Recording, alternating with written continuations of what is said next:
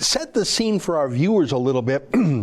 How many lawyers, how many parties are there in this courthouse at the Ontario Court of Appeal? Well, the event is being held at Osgoode Hall, the actual hearing here. And if anyone's ever been to their main courtroom, it has a room that seats a few dozen people. But what's interesting is that there are so many lawyers involved that media and the general public have actually been relegated to a different room. And there's a video stream that we're watching because there are so many lawyers because of how many parties are involved that are taking up the space in that main room. Now, in the actual reference, there are just two parties, the Government of Ontario and the Government of Canada. But the interventions are quite significant in this. Not only do you have several provinces that are intervening, British Columbia is intervening to support the federal carbon tax, and then the governments of Saskatchewan, Manitoba, and New Brunswick are opposing. Another element that I find interesting is that the United Conservatives of Alberta are intervening. Now, the Alberta government opted against pursuing intervener status, but the United Conservatives will be presenting their argument tomorrow.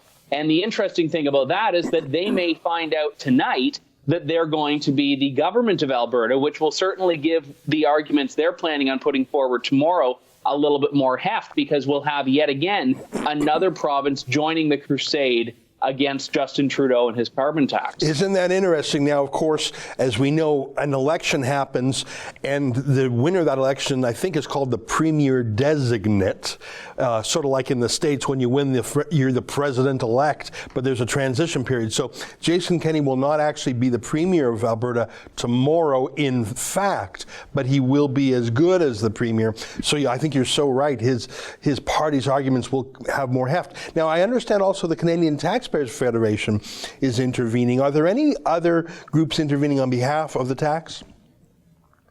Well, pretty much everyone is intervening on behalf of the tax, with the exception of the provincial governments I just mentioned and the United Conservatives and the Canadian Taxpayers Federation.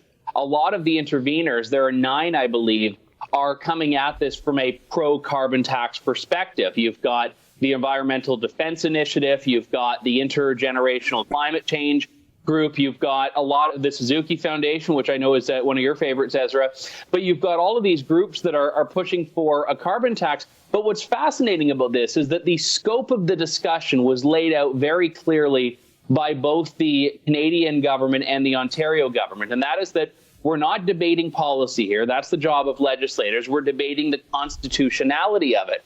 But what's interesting is that the pro-carbon tax side of this has drifted into debating policy a few times. For example, the federal lawyer, when speaking today, spoke about the urgency and necessity of action against climate change. A lot of the factum submissions by the pro-carbon tax interveners, very similarly, are speaking about the urgency of climate action. Well, the fact is, this is a question of jurisdiction, not of urgency. Right. And whether you agree with the carbon tax or not, what's being discussed here is whether that's the right of the province or the federal government to decide, not whether it's good or bad policy.